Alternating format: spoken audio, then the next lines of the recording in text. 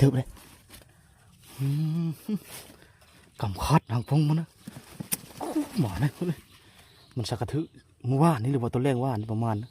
ขนาดมันยางถ้าได้พลึกพลื่นพอเลยร้อยคนโอ้ไงมา2 โลนะ2 โลจะเต็มเลยแต่มึงตามสเก็ตน้ำหนัก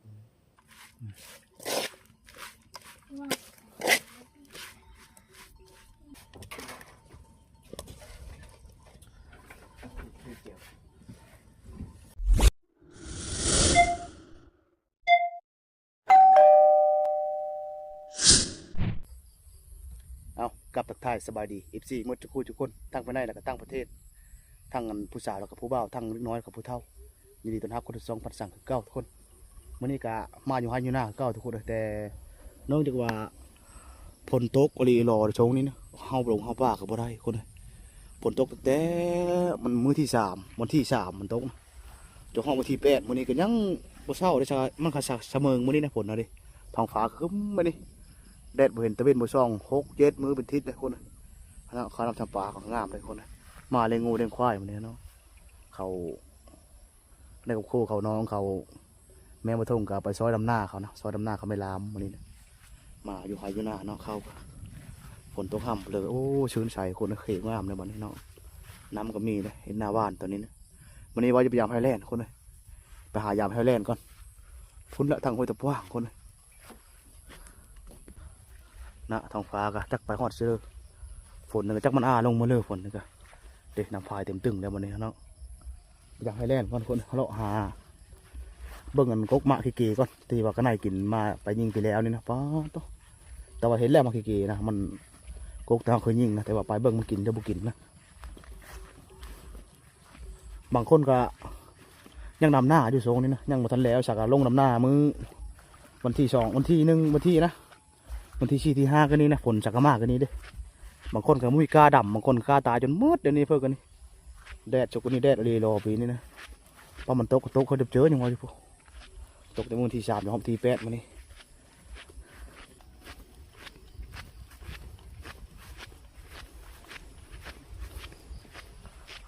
ลมขัดฝนมาเลยลมอยู่ออกไปหาอยู่หากินก็เนี่ยได้โซงนี่นะซ้ำแรกมันแดดเมื่อกี้นี้นะจนไปตองกระดังเลยรอฝนตกเลยรอนะมีเวลาออกตะเถงออกไปเลยสักกะเช้าวันนี้มันเสมอเฮ้ยแล้วก็เลยประหยัดให้แล่นก่อนไปเยี่ยมประหยัดมันก่อน3-4 มื้อเลยประหยัดย้ำหลับก่อนแต่ว่ามาถึงนะหลับก่อนว่าจะพากันขึ้นป่ามื้อนี้นะทีมงานกับสุพลยังการดำหน้าดำไห้ดำหน้าอยู่ยังมาทันแล้วนะบะเขาบาลาดกับซ้ำมื้อนี้หน้าสุพล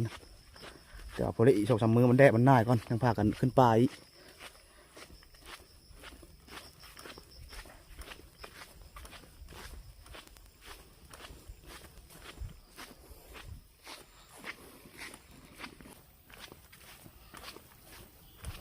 แหหมูก็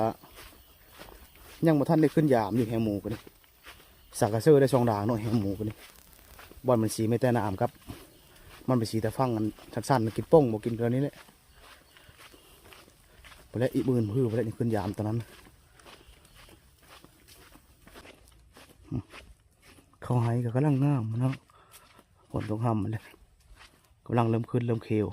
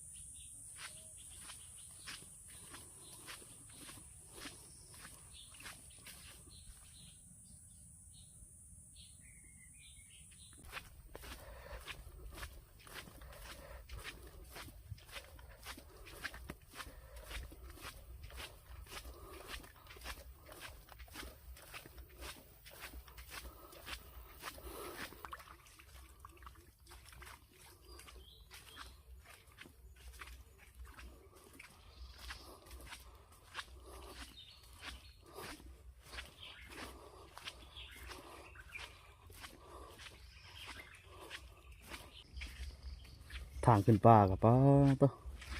ถจักรนี่มันมีทางลีเลยลุยเป็นลุยกันขึ้นกันบนทางนะน้ำเต็มคู่นองตามทางนี่นะ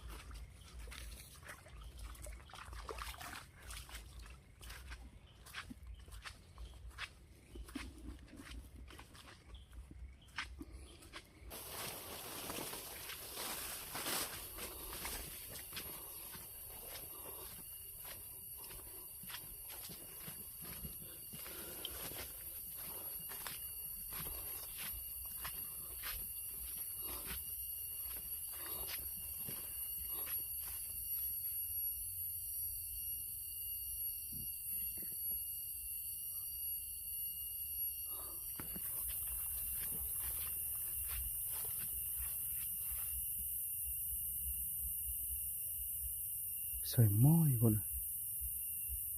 บริเวณเสียงกระแตกระไนกระตาเลยเสียงนกเสียงหนูก็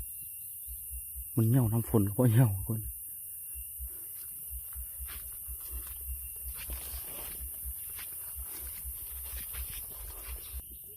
กกเตือนหาวกระไนกระแตกินหาตนานี่กกมากี่เกนะเด็กพร้อมนกกระแชวพร้อมตนานี่คนมันนกกระแชวนะบูธเนี่ยไปน้ำมันนะทั้งกระแตกระไนแล้วก็ห้องไปน้ำมันนกกระแชวนะหายิงไปน้ำมันนี่นะเสมอนะเนาะ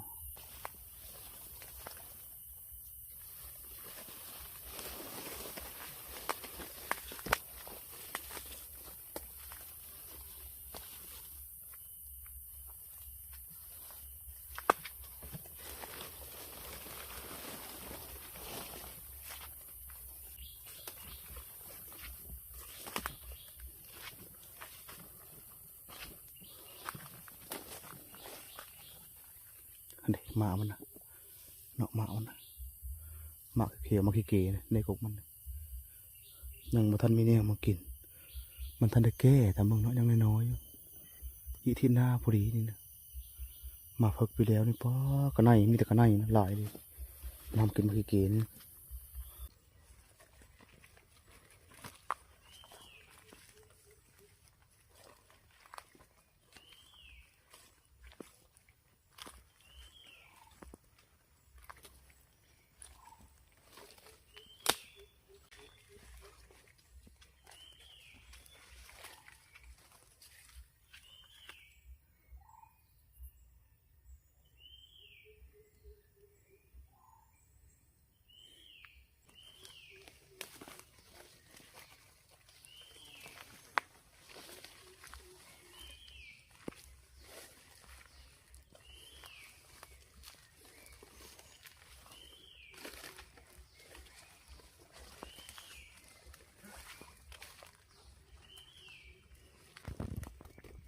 เวยามแหวก่อนคนเวยามแหวแล้วก็กายเฮาดงตัวนั้นนะดงห้วยตะป้วงหายิงกระแตกระไนเลาะมือเถงเลย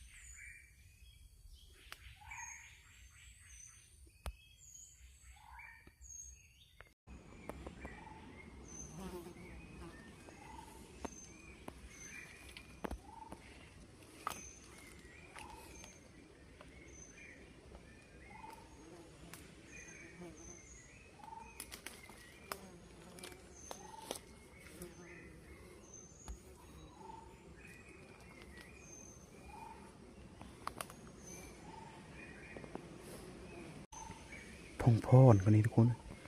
เอาเนาะเห็นอย่างนี้นะบุท่านยิงช้ำบีแข็งนี่มึงพ่อนบุท่านยิงมันกันนี่นะกับกระไนนี่นะโอ้มันไปนะมันนกกระแซวนะนกกระแซวมันยาห้องอีกนะมันไปท้องแหลวอยู่นะ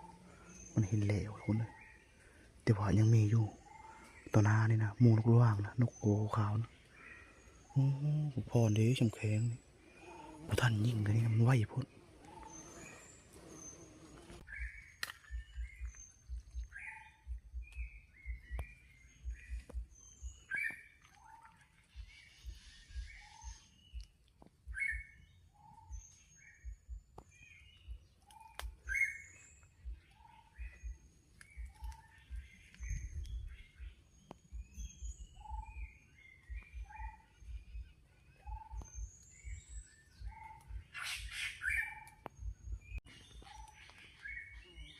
จับอะไรทองก่อนหนูนะ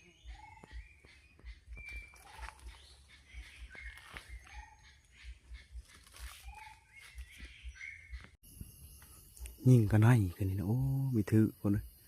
เนาะมันอยู่พุ่นนะมันบังอะไรนะก็ให้2 ตัว 3 ตัวไปนะมูนกกระเซลนี่ทองเซลเจาะมายิงตัวนี้บัดมีถือซ้ำตัวนี้นะไว้จำเหี้ยก่อนเหี้ยมาอยู่เทิงปุ๊เหี้ยเล่นลูกนกกระเซลมันเลี้ยงลูกมันนกกระเซลนะลูกมันยังน้อยๆสักกระโปรงเลยลูกมันไปน้ำมูนกนี่ก็ในกระแตนี่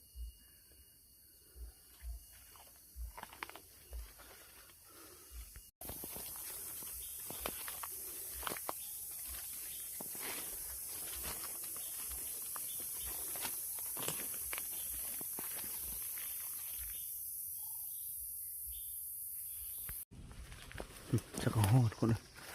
เนาะไอ้กกต่อไอ้แนวใช่นะกกมันแงนเนิงนี่นะ3-4 มื้อเลยมันมายามนี่กันขันแหวคนเลยบุยขันแหวตอนนี้นะธรรมดามันคงโกงย้อนธรรมดามันนะผมไม่ถึกนะพวกขนาดขันมันเบลไปแต่พุ่นนะล้นกันทุกคนตัวน้อยตัวใหญ่วะนี่ขนาดมันห้องเลยพวกโอ้ยนี่ทุกคนเห็นบ่นี่มาแล้วใหญ่นะคนเลยป้าสักกระทึกคนเลยขนาดมันสักกระทึกแต่เหิงเทิบเลยขนาดแล่นนะมันขึ้นนะน้องนะว้าจนว่าเป็นเครื่องเดินนึงยังถืออันเฮลดังนี่นะประมาณอยู่บนวังโลป่าย2 โลนะเนาะจนเมยมายามคนมายามวันนี้ถือหลายคนแล่นผู้นะประมาณอยู่วังโล7 โล 8เกือบ2 โลคนเนาะนี่คนแดงจะเครื่องอยู่เนาะเนาะแล่นนะว้าต้องตัวห้องเต็มที่เนี่ยนะใหญ่เถิบเลยกำคัดทางพงมันนะหมอนะมันสักกระทึมือว่านนี่หรือว่าตัวแรกว่านประมาณนะขณะมันย่างถ้าได้พลึกพลื่นพอเลยมันมาเกี่ยวไม้ใน2 หอบนะโอ้สักประมาณตัวนึงกูนี่นะแรงใหญ่ที่เราเห็นเมื่อก่อนนี่แหละนี่นะมันขึ้นตอนนั้นมันแห้วรั้นก้อนขณะหอนมันขึ้นตอนนั้นนี่หอนขึ้นตอนนั้นเป็นมวยเทียมมาอย่างนะเว้ยให้ลึกกันดีนะจนเครื่องเดินนึงด่างยังถือแหวขนาดใหญ่เติบขนาดทางป้งมันก็พรีก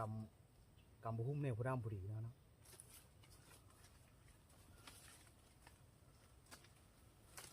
เน็กแอวพอดีเลยแหวกันประมาณ2 โลไป2 โลตรงนี้ด่างมันเสือเห่าฮื้อก่อนด่างมันนี้มีคือชีมีแล่นขึ้นในตัวห้อยเก้ามันตอนนั้นเว้นสักขึ้นนะ ขึ้นนี่กระทึเลยคามลุ่งตัวนี้แก่นตัวนี้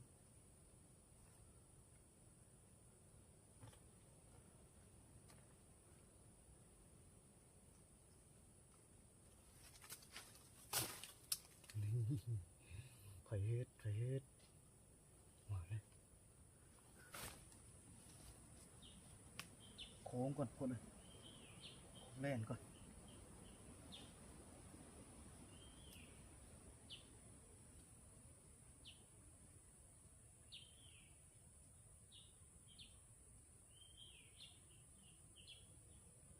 ฝนนี่ก็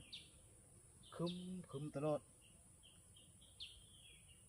ฝนตกแล้วมันโมแดดแล่นยังบ่ลง เมื่อวานนี่มันเสมอเมื่อวานนี่มันตกคนละคนกันมันลงตัวแรงว่านนี่แล่นประมาณถึงตัวแรงว่านนี่รู้เช้าเมื่อวานนี่ตามลงแล่นตัวนี้ถึง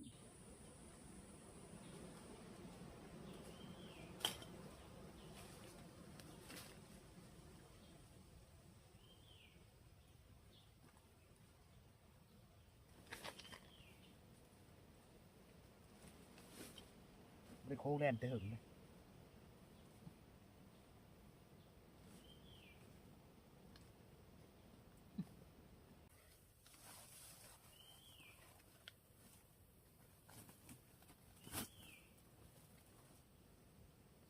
แห้งประดังดีบ่ซื้ออู้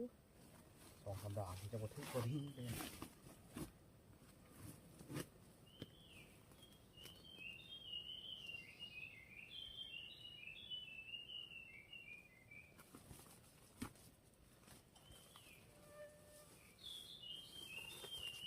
กลางแหไว้ก่อนคนพอได้มาเยี่ยมอีมือนานะแต่ว่าคิดว่ามันมีอยู่ตามเบิ่งตามสเก็ตหอยมันตัวใหญ่นี่ถือตัวน้อยน่ะยังบ่ถือตัวน้อยนะกลางแหไว้ก่อนจะประมาณได้ตัวนึงตัวกงนี้นะปีแล้วนี่ก็บกอยู่พูดทางอยู่เตอร์นี่ได้3ตัวกกเดียวนะปีนี้ตัวนี้จะก็ได้ตัวนึงกกนี้นะเนาะหอยนึงชูจะโกนลงไปจักหอยลำนี้กันถือว่าแล้วกลางแหวกันรอบหน้าจะมายามมาเยี่ยมอีกเลาะเมื่อตอนนี้เลยวันนี้นะเลาะไปหายิงตรงนี้นะยิงก็ได้ก็นี่นะโอ้ยจำเชื่อกันนี่กันนี่เจาะมันก็แซวตอนตะบิดเห็นของพ่อนนะของพ่อนนอนสับแข้งนี่บ่ทันยิงมันบังคอนแดงก่อนนะฟ้าต้องไงนะอย่าหายเลยจังหวะยิงก็ได้ก็มีทึกก็ได้ก็นี่มันหกมันอยู่ไม้มันบังไม้อะไรคือว่าแต่ก็มูลายแถวนี้นะมันหาดุดเติบโซงตัวนี้นะมันเล่ามันอ้อมนี่ก็เล่านี่นั่นก็เป็นยุคทางนี้นะแต่ละปีมันมองหาดูตำสูงแต่ว่าปีนี้หมูยังไม่ทันได้ลงมาหลายปีนี้นะยิ่งช่วยแฮวก็ยังคัดเป็นขิงอยู่หาเสื้อประคักแฮว3 ด่าง4 ด่าง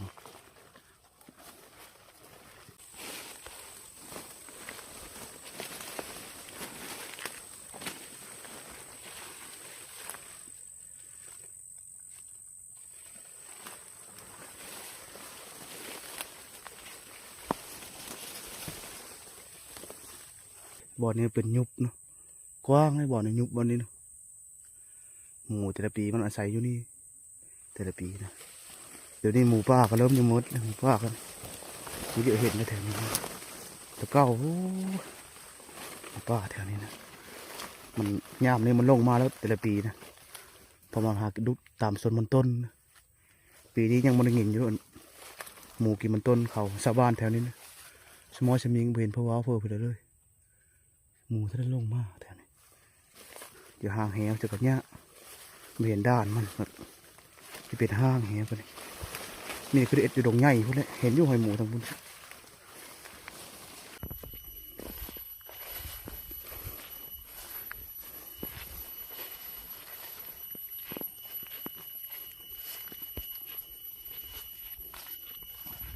อุ้ยลูกคม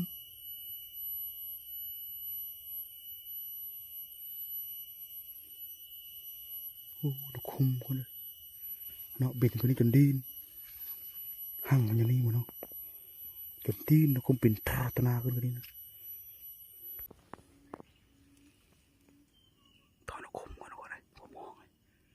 ลองต่อมันลูกคมมันจะบาดนะตอนลูกคมก็มาอยู่เดี๋ยวบัวท่านยิงมันหอดพุ่นเลยฟังเสียงมันห้อง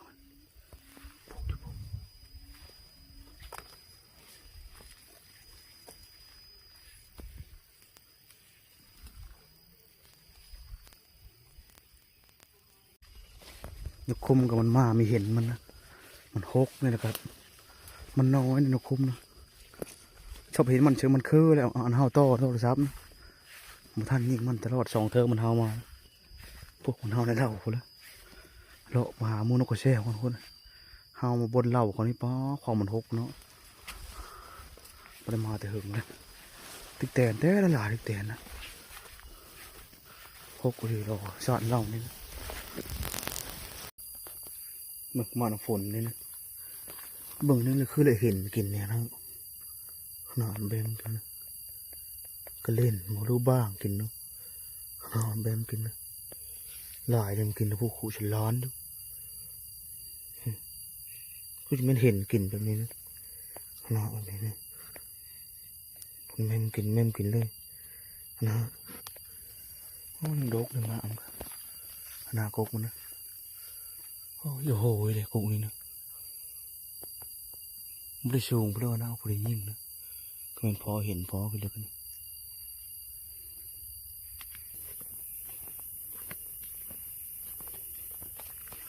แต่เล่นตัวเดียวนี่แหละมันนี่นะฟังเสียงมนุษย์ก็เสียกว่าสมอยจักอยู่ทั้งเลยเจ๋เลยยี่ห้อดงเลิกอะไรดอกยันผลห้ำลงมาหลอดมุมีกันตรงยางเชื่อนี่ยันเคิงปุกเคิงเปะกับมันนี่กลับก่อนคนนี้คนนะกลับมือเทงก่อน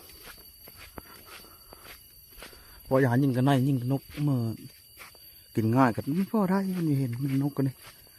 เมื่อหาปูหาปลาอยู่หนองเพื่อแล่นนี้เอาไว้กินแมลงแล่นเนี่ยนะถามมาพร้อมหน้าพร้อมตาคนยังพากันอ้อมแมลงนะอ้อมซื้อไว้เชื่อสารเอาแมลงนะนี่มือชนบ่ไก่เพิ่นลงหนองเอาปลาป้อยใหญ่เติบไปได้ปีนี้ได้ยังพันเอากินเถอะได้ปีนี้ได้สักละว่าจะลองเบิ่งจะน้อยนี่แหละคือที่ใหญ่เติบเบิ่งมันเอ็ดรูบาดนะปลาดอกคนเลยมันเลยแดดบ่เห็นตะเวนบ่ซ่องเป็นทิศสักมื้อนี้ขณะแดดตะเวนปลองคักแดดคักอะไรคนนี้นะโอ้ยได้มาเลยคนเลยไปหาแล่นแท้ได้ลงแล่นมันนี่นะตอนแรกได้แดดมันนี่นะตอนนี้สักบ่ายโมงตอนนี้นะสักมาหอดเดินหน้าคนตัวคักแล้วบัดนี้แดดได้บัดนี้ขึ้นบุ้มขึ้นป่าคักแล้วบัดนี้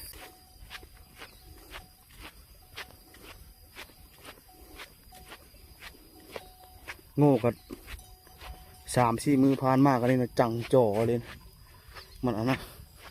ฝนห่ำมันได้โง่กันมีมักฝนได้โง่ก็คือควายปดโง่ก็โง่ห้องเลยมันนี่เจอได้แห้งแล้วมันแดดแผลออกเลยมีมองไก่ท่องเชื่อมท่องได้รับละปะลงเอาปลานะลงปลากินง่ายนะเฮ้ยพากันลงเอาปูเอาปลาก่อนคนผู้ปลาไก่คนลงก่อนนะคนเพิ่นเอามองลงกลางก่อนนะแล่นนี้ไว้กินแมลงไว้อ้อมแมลงแล่นนี้นะจะได้บ่ได้ได้ปลากับน้ำลายก็เก้าแล้วเขาหนาวจะว่าคิวงามเลย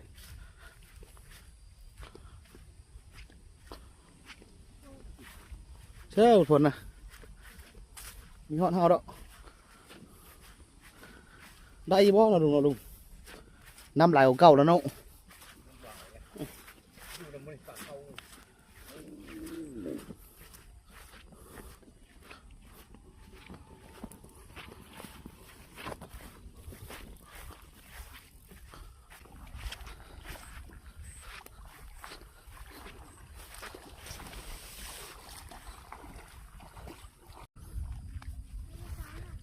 แล้วละไก่แล้วละกังมองนะเฮ้ยเรียบร้อยสมอย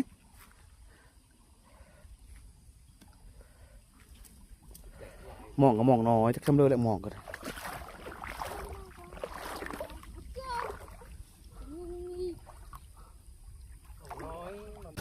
ปลาไปน้ำแคบโน่มองก็มองน้องไว้นี่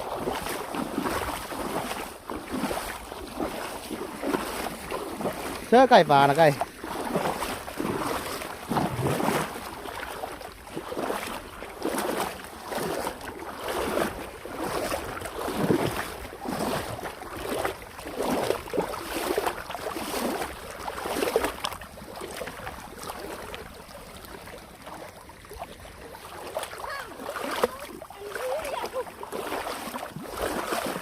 ได้คุณพี่ป่ะ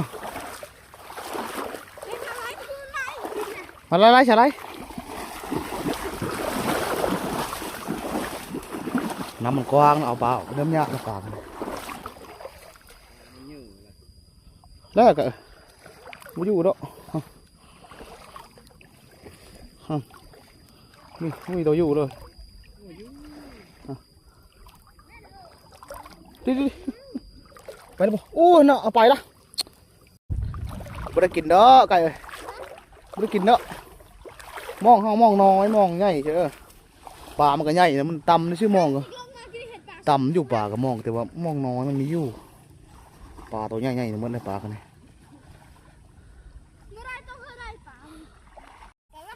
จะก็ได้ปลา2ตัวคนเลยเนาะ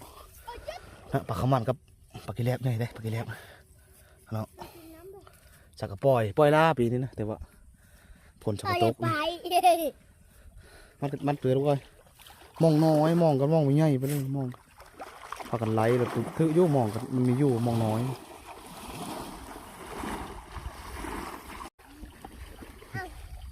สักก็ได้ปลา3ตัวต้องกวาดมานะปลากิเลบ2เนาะตัวง่ายเลยปลากิเลบกันพวกมันเอาปลาเข้ามันขึ้นพวกน้ำมันถึงปลาเข้าแล้ว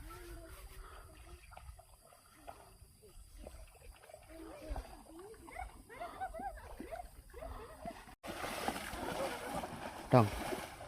วิทย์มันแรกไงถึงว่าปลามันเฮาสวนปลาเข้าเอาเนี้ยแล้วมันหยิบเข้ากับปลากระกังมองอย่างนี้เนาะดูเลยน้ำมากันได้มาน้ำบดน้องด้วย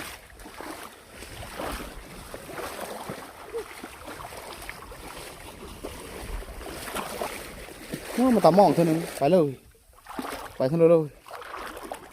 อุ้ยเอาไหมเข้าเยอะไม่เลยเข้าเนาะโอ้ฮันดอกมันขึ้นมันค่อยไปเหยียบเข้าได้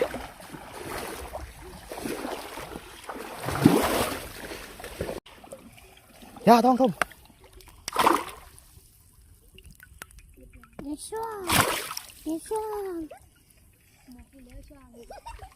别上，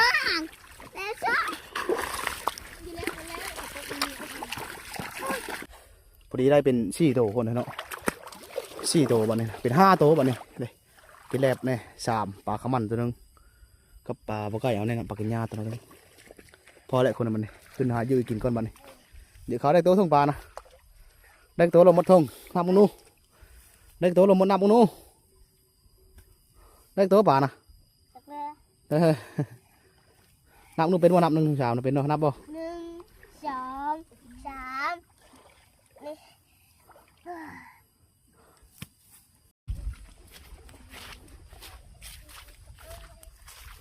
ได้4 5 ตัวพอดีก้อยปลากันเนาะง่ายเลยปลาสักกระป๋อยกันนี่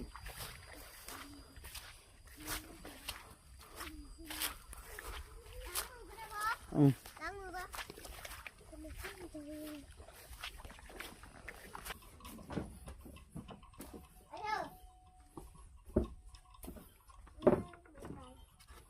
บ่ไปเลยอย่าไปเลยเสือกระตันเนี่ย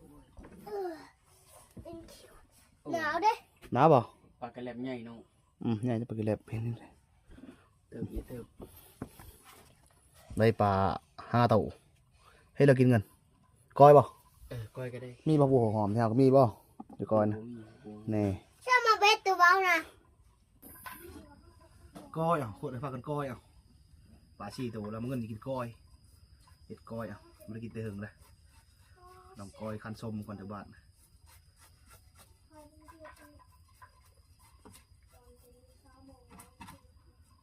ว่าเห็ดแก้วน้องเงินเนาะนะได้4 ตัวพากันก้อยเอาเนาะ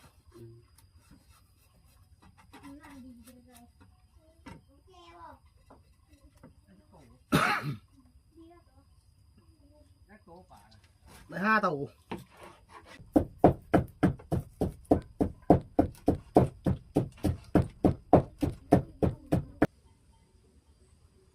ปลากระดูกมันลายเลยปลากันกระดูกมันโหมันต้ม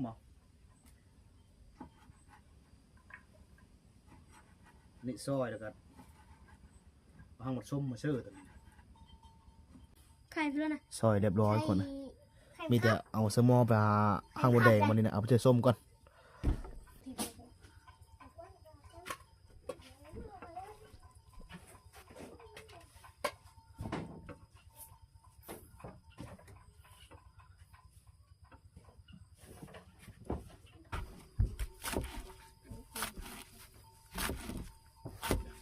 ต้มนี่ทุกเลย ครบผักที่เฮากันนี่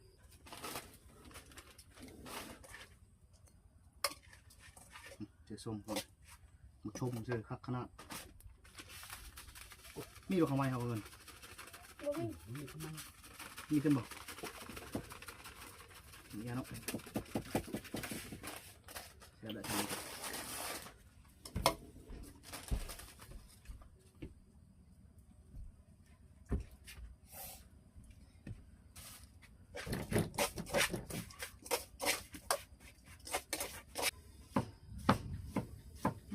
พลังใหม่เลยคึ้มลุงโนดุงไม่ได้ยังไงนะผมเลยเด้อ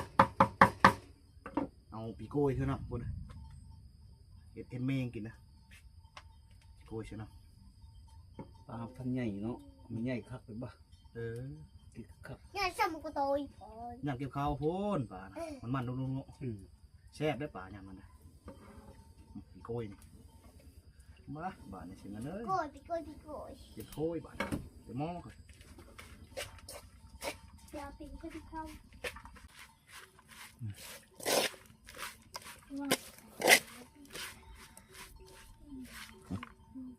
โก้ยคนละทั้งผักโบหอมมาครบสิมึงนู้งับไปเลยเฮ้ย แซ่บ จานเอาเค็ม แซ่บ แซ่บเรียบร้อยคนถือว่ายัง ยังอันนี้ยังโคคีมันนี่เชียวแจ่วครับกินมีกินยังลุงเป็นยังโคตัวหม้อต้มโหมันอยู่ผูคณะฟ้าคณะฝนใหม่เลยเนาะหมุดอีปีใหม่เลยพดเอาบลุงมาต้มมันนะ พอแล้ว อ๋อชูน้ำลายพดน้ำพดอะไรนี่เนาะต้มโหเพิ่มเงินแปลงแจ่วนี่เห็ดแล้วล่ะแจ่วขี้แจ่วนะชุบลงมันต้มโหมันนะ พูดเลย แต่ละขมลำมาลำมันก็น้อย สุดยอดเลย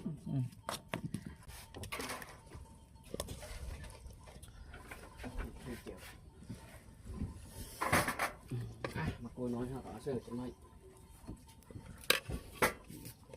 บริการบริแกน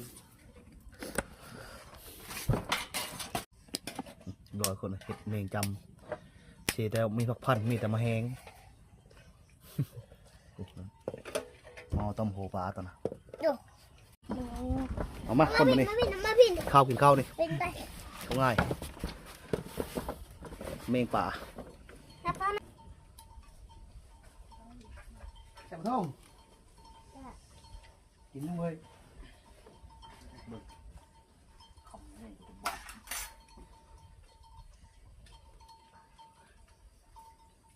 Rồi bơi dùng dùng Rồi bơi rồi dùng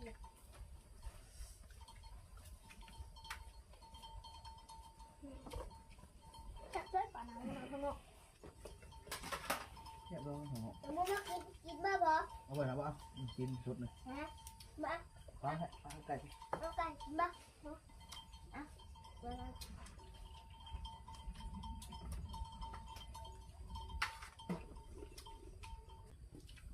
Mình phải dặm cái dùng cay đó luôn Mua á. cay bớt chín cay ăn Mình Ba làm cho bà Phương á. Cái mấy cay tặng mắt Bên này กินข้าวบ่